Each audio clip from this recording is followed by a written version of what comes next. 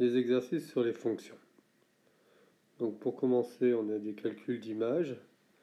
Donc l'image de moins 3, moins 1, moins 2, moins 3, c'est combien est la hauteur au-dessus? Donc c'est 1, 2, 3, 4. Je monte à 4. L'image de moins 3, c'est 4. F de 2, c'est la même chose. Donc en 2, on voit qu'on a 0. Les antécédents de 3, c'est-à-dire les x qui vont monter à une hauteur 3. Alors il y a celui-là, moins 1, moins 2, moins 4, il monte à 3. Donc, moins 1, moins 4, c'en est 1. Et ici, moins 1, il monte à 3 aussi. Donc il y en a 2, moins 4 et moins 1. Les nombres qui n'ont pas d'antécédent, par exemple moins 2, il n'y a pas d'antécédent puisque la courbe n'arrive jamais à moins 2. Résoudre f de x égale 0, c'est-à-dire trouver les x qui vont avoir une hauteur de 0, lui, donc 2, et puis lui, 4. Trouver les f de x qui est plus grand que 0, c'est-à-dire quand est-ce que f de x est au-dessus de 0, c'est-à-dire sur toute cette partie-là, et c'est ce petit bout-là. Donc sur cette partie-là, ça fait ici de moins 5 jusqu'à 2, donc on va le noter comme ça, entre crochets, et de 1, 2, 3, 4, de 4 jusqu'à 5.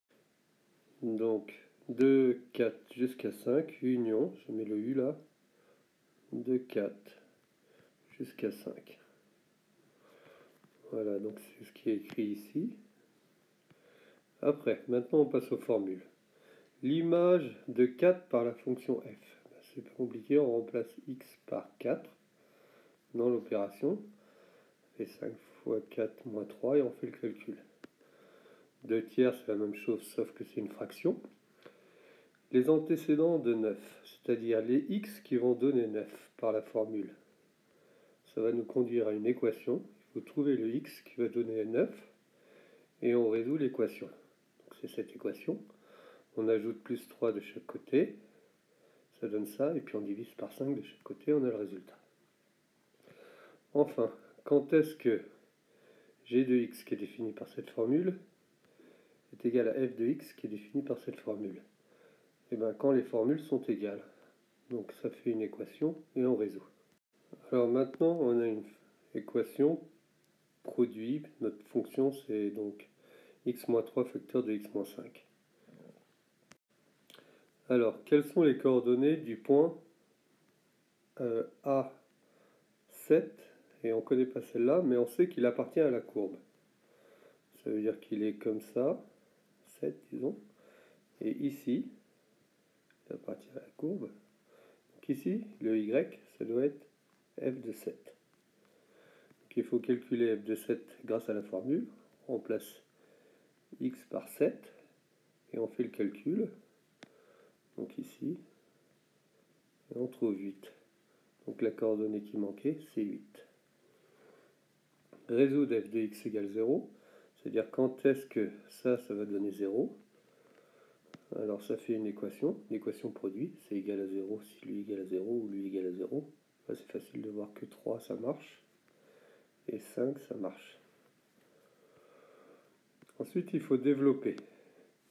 Donc, pour développer, c'est la double distributivité, comme ça, donc x fois x ça fait x au carré, x fois moins 5 ça fait moins 5x, moins 3 fois x ça fait moins 3x, moins 3 fois moins 5 ça fait plus 15, et puis après on réduit moins 5x moins 3x, ça fait moins 8x, et on a le résultat. Quand est-ce que f de x égale 15? On va prendre cette expression là qu'on a développée, et on va le dire quand est-ce que ça c'est égal à 15. Et on va chercher le x égal à ça.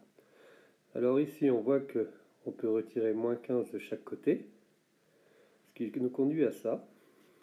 Et là on va chercher à factoriser. On voit qu'il y a un facteur commun, x, ce qui va nous donner une équation produit qui est nulle si lui égale 0 ou si lui égale à 0. Après il faut démontrer que f de x est bien égal à ça. Donc on va développer ça. Alors ça, c'est une identité remarquable, celui-là. Ou alors si on ne voit pas que c'est une identité remarquable, on explicite le carré, puis on fait une double distributivité. Donc ça fait lui au carré, x au carré, moins 2ab, 2 fois 4 fois x, ça fait moins 8x, plus b carré, plus 16. Et il ne faut pas oublier le moins 1 qui était derrière. Puis on fait l'opération 16 moins 1. Et on obtient donc cette expression. Et on reconnaît que c'est bien f de x. Donc f de x égale ça. Ensuite, on demandait quand est-ce que f de x égale 3. Alors on va prendre la dernière expression ici. Là, c'est assez technique. C'est égal à 3. Ici, on va faire passer le 3 de l'autre côté en faisant moins 3 de chaque côté. Ça donne ça. Et là, on reconnaît a carré, tout ce truc-là, moins b carré, c'est-à-dire 2 au carré. Donc c'est a moins b, x moins 1, facteur de a plus b, et c'est égal à 0. Après, ça, la parenthèse ici à l'intérieur, on peut la supprimer. Donc ça fait x moins 4 moins 2, x moins 6. Puis de l'autre côté, ça fait x moins 4 plus 2, x moins 2, et puis on résout, c'est une équation produit. Alors cet exercice, c'est un peu du même genre. Celui-là, c'est un peu du même genre. Après, bon, ben ça, c'est encore de la lecture graphique, ici. Alors, ce qui est nouveau, c'est il faut faire le tableau de variation de cette courbe-là. Alors, le tableau de variation, c'est toujours deux lignes, une ligne pour les x et une ligne pour les f de x. Alors, x, il varie de moins 3 jusqu'à 5. Moins 3 jusqu'à 5. Après, la fonction, on voit qu'elle monte, ici. Elle monte, ça s'arrête de monter quand x égale moins 1, et ça monte jusqu'à 1. Après, ça descend tout ça. On s'en fiche que ça descende de différentes vitesses, ça descend. Ça descend jusqu'à x égale 2. Ça descend pour une hauteur de moins 3. Puis ça remonte ici, ça remonte jusqu'à x égale 3. Alors j'ai oublié d'indiquer d'où ça partait ici. Ça partait de moins 2. Voilà, donc on a notre tableau de variation. Il y a la lecture du tableau de variation. Donc là, on n'a pas la courbe, on a juste le tableau de variation. Donc déterminer l'ensemble de définitions de f. Ben, c'est là, de moins 2 jusqu'à 6. Donc de moins 2 entre crochets jusqu'à 6. Alors comparer f de moins 1 et f de 0. Alors où il se trouve moins 1 ? Moins 1, il est un petit peu après le moins 2. Et 0, il est avant le 1. Donc f de moins 1, oui, il est en bas. Et f de 0, il est un peu plus haut. Donc f de moins 1, il est plus petit que f de 0. À 4,5 et 5,5, ça se situe ici. 4,5, 5,5, il est là. Et on voit que 4,5, l'image, elle sera plus haute que l'autre. Donc c'est celui-là qui sera plus grand. Alors le maximum, quand est-ce que f a un maximum? Ici elle monte à 0, puis ici elle monte jusqu'à 2. Donc ce sera en 2 le max, ce sera pour x égale 4. Résoudre f de x égale 0. Quand est-ce que f de x égale 0? Il est à 0 ici. Après il descend ici, il repasse par 0. Il remonte jusqu'à 2 et puis il redescend jusqu'à 1, c'est-à-dire qu'il reste en fait au-dessus de 0. Bien qu'on ne pense pas quand on voit le tableau de variation, mais si ça descend jusqu'à 1, c'est-à-dire qu'en fait ça reste au-dessus de 0.